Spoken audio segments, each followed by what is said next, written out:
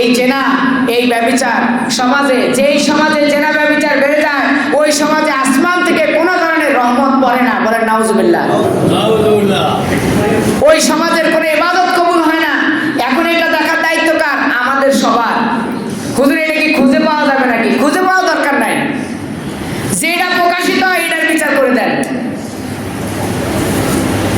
একটার বিচার করেন।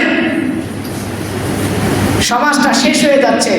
আমি প্রথমেই বলেছিলাম, মোবাইল খুললে, টিভির সংবাদের শিরোনামে গেলে আজকে দর্শন আর দর্শন। ছোট্ট ছোট্ট বাচ্চা কি মানুষ নাকি? এদের চাইতে কুকুর বিড়াল আরো অনেক ভালো আছে, ঠিক কিনা বলেন?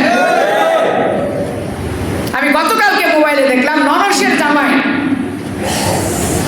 7 বছরের একটা মেয়ে।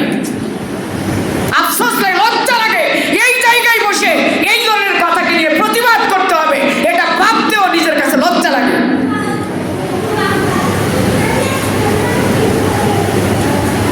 তাই আমি বাংলাদেশের যারা বাংলাদেশ পরিচালনা করেন আপনাদেরকে বলতে চাই, একটা দর্শনের বিচার করেন, শুধুমাত্র একটা।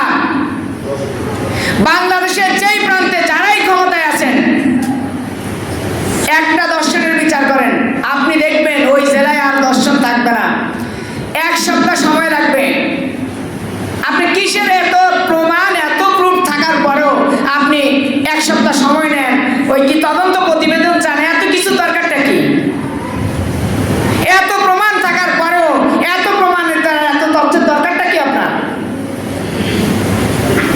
সম্মানিত উপস্থিতি, আমরা আমাদের চোখ কান খোলা রাখবো।